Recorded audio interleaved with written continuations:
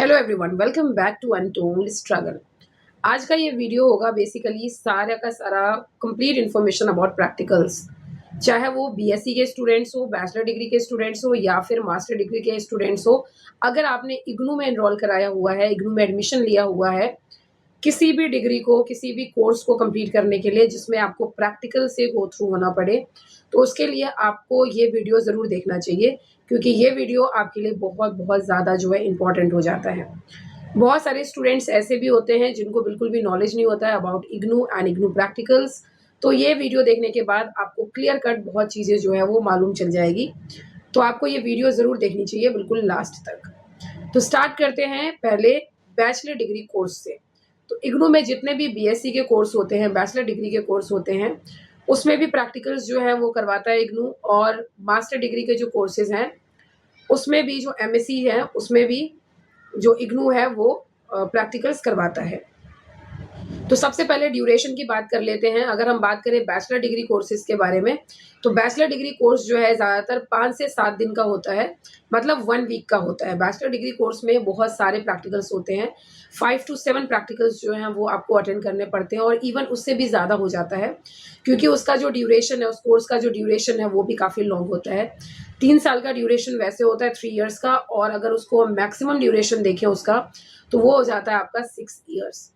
तो अगर आप लेके चले प्रैक्टिकल्स को, उसमें भी हमें खुद ही सेलेक्ट करना होता है प्रैक्टिकल।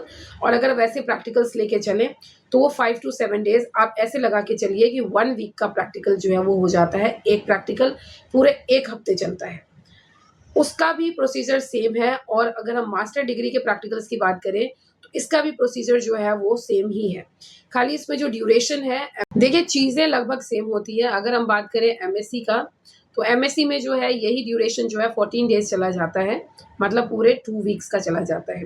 तो आपको 2 हफ्ते तक जो है वो प्रैक्टिकल अटेंड करना पड़ता है एमएससी में, मास्टर डिग्री कोर्सेज में। मास्टर डिग्री कोर्स में आपको अगेन वही सारा प्रोसीजर फॉलो करना होता है जो आपको बैचलर डिग्री में फॉलो करना होता है। देखिए दोनों ही डिग्रीज में कोई भी कोर्स हो, अगर आप प्रैक्टिकल के लिए जा रहे हैं इग्नू में, तो सबसे इम्पोर्टेंट चीज़ होता है कि आप अपने स्टडी सेंटर पे जो है वो जा रहे हैं, या फिर अदर स्टडी सेंटर को आप रुक कर रहे हैं, अदर स्टडी सेंटर पे जो है आपका प्रैक्टिकल हो रहा है। कहीं पे भी अगर प्रैक्टिकल हो रहा है तो फर्स्ट डे जो है आप सबके लिए बहुत इंपॉर्टेंट हो जाता है। फर्स्ट डे आपको वहाँ पे प्रेजेंट होना बहुत ज़्यादा कंपल्सरी हो जाता है, बहुत ज़रूरी हो जाता है, क्योंकि फर्स्ट डे बहुत सारी चीज़ें होती हैं, चाहे हम बात करें बैचलर डिग्री के बच्चों के लिए, चाहे हम बात करें मास्टर डिग्री के स्टूडेंट्स के लिए। फर्स्ट डे आपका एनरोलमेंट होता है, और उसके बाद ही जितने बच्चे फर्स्ट डे एनरोल कराते हैं, अपना नाम वगैरह डलवाते हैं, उन्हीं बच्चों को जो है नेक्स्ट डे से भी प्रैक्टिकल करने दिया जाता है।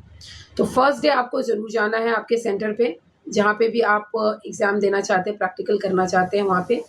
उसके बाद जो भी आपके बैचलर डिग्री बीएससी में जो है 7 डेज़ का जो भी ड्यूरेशन चलता है, या एमएससी में जो भी 14 डेज़ का ड्यूरेशन चलता है, उसमें आपको ये ध्यान रखना है कि 75% अटेंडेंस जो है वो ज़रूर लगना चाहिए। उसके अकॉर्डिंग आपको जितने भी डेज़ मिलते हैं वो डेज़ आप स्किप कर सकते हैं, अदरवाइज़ आपको सारे डेज़ में प्रेज़ेंट रहना है। इसी के साथ ये जो प्रैक्टिकल्स होते हैं इग्नू के, ये कुछ इस तरीके से होते हैं कि आपको पहले सिखाया जाता है, उसके बाद आपसे रीडिंग दिलवाई जाती है, या फिर आपसे ही चीज़ें करवाई जाती है, और देन उसके बाद जो है वही फिर सेम चीज़ आपका जो लैब मैनुअल है वो फॉलो अप कराया जाता है, उसको फिल कराया जाता है। और जो लास्ट डे आप रेगुलर जाएँगे, आप रोज़ जाएँगे। कई बारी जो है प्रैक्टिकल का जो टाइमिंग्स है वो डिफ़र हो सकता है, अलग-अलग स्टडी सेंटर्स के अकॉर्डिंग जो है टाइमिंग्स डिफ़र हो सकता है, अलग हो सकता है। कई बारी आपको देखने को मिलेगा कि 10 बजे से जो है 12 बजे तक सिर्फ़ 2 घंटे का प्रैक्टिकल होगा, या कई बारी जो है 10 से 5 बजे तक, शाम तक का प्रैक्टिकल, या फिर 2 से 5 का प्रैक्टिकल। तो वो अलग-अलग स्टडी सेंटर पे डिपेंड करता है। तो इस तरीके से जो है टाइमिंग को आप फ़ॉलो करेंगे, और उस टाइम पे आप जाएँगे। आपका जब आप जाएँगे प्रैक्टिकल देने तब भी अटेंडेंस लगेगा, और वो फिज़िकल अटेंडेंस होगा, वो पेपर पे अटेंडेंस लगेगा, आपके सिग्नेचर होंगे। और जब आप निकलने लगेंगे, लैब छोड़ेंगे, तब भी आप अपना अटेंडेंस जो है वो लगा के ही निकलेंगे। तो ये चीज़ अगर आप स्किप कर रहे हैं तो वो भी नहीं करना है, आपको खुद ही ध्यान रखना है कि जब आप एंट्री लेंगे लैब में तब भी आप अपना अटेंडेंस लगाएँगे, और जब आप एग्ज़िट करेंगे लैब से तब भी आप अपना अटेंडेंस जो है वो लगाएँगे। उसी के साथ आपको हर दिन जो है नए-नए प्रैक्टिकल्स सिखाए जाएँगे, जो भी लैब के एक्सपर्टीज़ हैं उनके द्वारा, और उसी के साथ जो है आपको वो करके भी दिखाएँगे, वो प्रैक्टिकल अटेंड करके भी दिखाएँगे। रीडिंग्स अगर लेने की बात रही तो रीडिंग्स लेके भी दिखाएँगे रफली, और उसी के बाद जो है आपको ग्रुप में डिवाइड कर दिया जाएगा और ग्रुप वाइज़ जो है आप अपनी रीडिंग्स वापस से खुद से सारे चीज़ें सेट करके खुद से रीडिंग्स लेंगे। तो इस तरीके से जो है आप अपना हर दिन का लैब जो है वो कवर करेंगे, और अगेन घर आके या तो आप उस लैब मैनुअल में उस दिन का एक्सपेरिमेंट वहीं पे लिख लें अगर टाइम बचे तो, अदरवाइज़ आप घर आके जो है उस दिन का जो लैब का जो एक्सपेरिमेंट आपने करा है उसको आप लिख के नेक्स्ट डे ले जाएँगे, चेक करवाएँगे। नेक्स्ट डे फिर वही सेम चीज़ रिपीट होगा, सेम प्रोसीजर रिपीट होगा। एक्सपेरिमेंट्स अलग-अलग होते जाएँगे और प्रोसीजर जो है वो सेम रहेगा। अगेन आपको जो है उस एक्सपेरिमेंट के बारे में डिटेल डिस्कशन के थ्रू जो है हर एक एक्सपेरिमेंट के बारे में हर रोज़ बताया जाएगा। उसके बाद आपसे रीडिंग दिलवाई जाएगी। पहले वो लेके दिखाएँगे आपको, एंड देन उसके बाद आप खुद ही अपनी रीडिंग्स जो है वो लेंगे। उसके साथ-साथ ही आप अपना लैब मैनुअल भी फिल करेंगे, रीडिंग्स आप चेक करवाएँगे वहाँ के टीचर्स से, और उसके बाद अगर वाइवा वॉइस होता है, कुछ क्वेश्चन्स आपसे पूछे जाते हैं पर्सनली आपके सीट पे जाके, तो भी ठीक है, अदरवाइज़ आपको बुला के पूछा जाएगा तो भी ठीक है, और कई स्टडी सेंटर्स में जो है कुछ भी पूछा नहीं जाता है, आप सिर्फ़ अपनी रीडिंग्स लेते हैं और उसके बाद आप अपना अटेंडेंस लगा के एग्ज़िट कर सकते हैं लैब को, और उसके बाद जो है नेक्स्ट डे आप जाएँगे तो नेक्स्ट एक्सपेरिमेंट करेंगे आप। इस तरीके से बीएससी के स्टूडेंट्स के लिए वही 7 डेज़ का ड्यूरेशन, और जो एमएससी के स्टूडेंट्स हैं, उनके लिए 14 डेज़ का ड्यूरेशन जो है इस तरीके से चलता है। और वही लास्ट डे जो होता है, स्टार्टिंग से लेके जो लास्ट डे तक का जो ड्यूरेशन होता है, उसमें आपको कंप्लीटली सिखाया जाता है, प्रैक्टिकल्स बहुत सारे कराए जाते हैं आपके कोर्स के अकॉर्डिंग, आपके सिलेबस के अकॉर्डिंग, और उसके बाद जो लास्ट डे होता है आपका, लास्ट डे में आपका होता है एग्ज़ामिनेशन।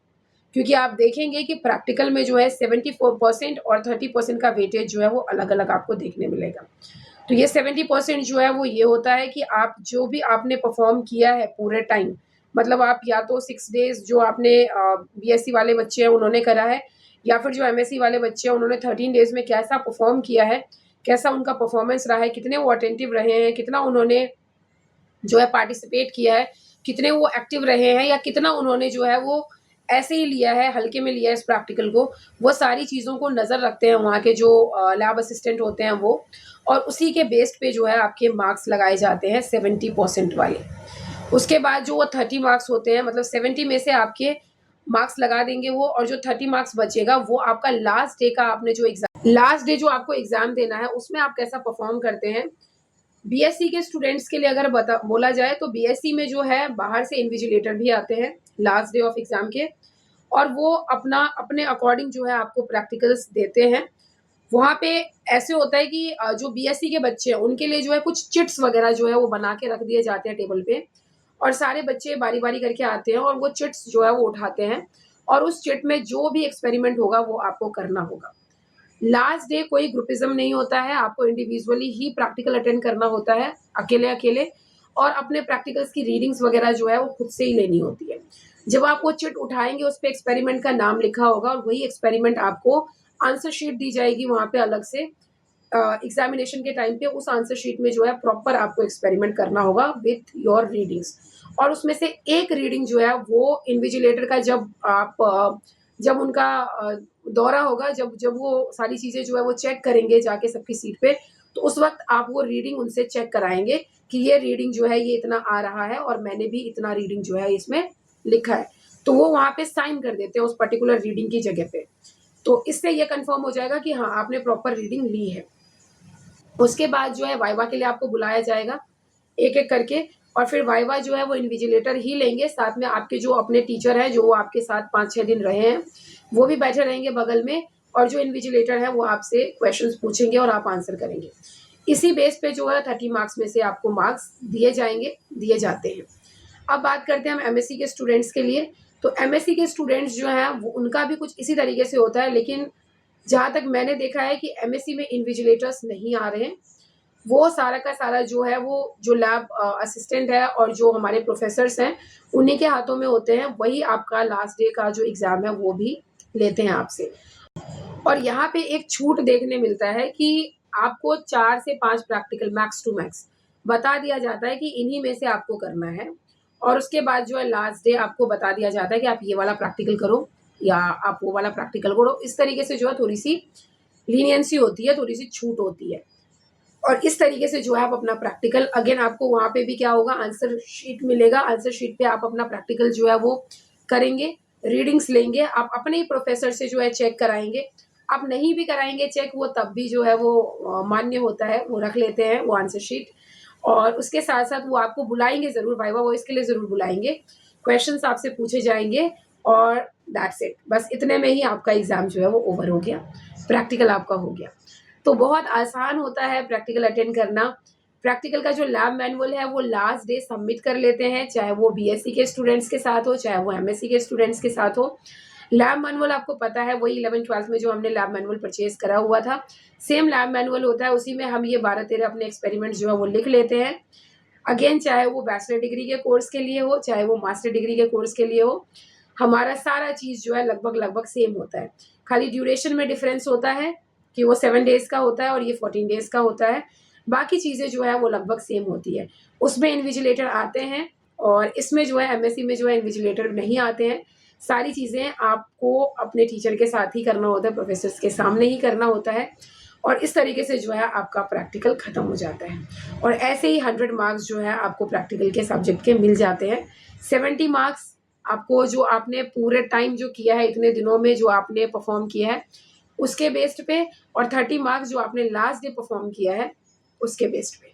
और ऐसे ही करके बहुत अच्छे मार्क्स जो है प्रैक्टिकल में भी बच्चे स्कोर कर लेते हैं। आई होप प्रैक्टिकल के बारे में जो है मैंने चीज़ें क्लियर कर दी है इस वीडियो में।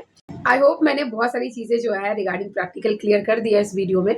बाकी और भी अगर कोई डाउट है आपको, आप किसी भी कोर्स को करने वाले स्टूडेंट हैं, चाहे बैचलर डिग्री कोर्स कर रहे हैं आप इग्नू से, चाहे मास्टर डिग्री कोर्स कर रहे हैं, किसी भी तरीके की दिक्कत परेशानी हो, क्वेरी हो, तो आप कमेंट कर सकते हैं या फिर मेरे टेलीग्राम चैनल से डायरेक्टली जुड़ के मुझे पर्सनली डीएम करके भी पूछ सकते हैं, या फिर मेरी ईमेल आईडी जो है वो भी आपको मेरे बायो में मिल जाएगा। आप किसी भी तरीके से मुझसे कनेक्ट हो सकते हैं और अपनी जो भी प्रॉब्लम है, दिक्कत है, परेशानी है, वो आप मुझसे शेयर कर सकते हैं। Thank you so much. मिलते हैं नेक्स्ट वीडियो में नेक्स्ट अपडेट्स के साथ, नेक्स्ट चीज़ों के साथ। तब तक के लिए पढ़ते रहिए, खुश रहिए and thank you so much once again.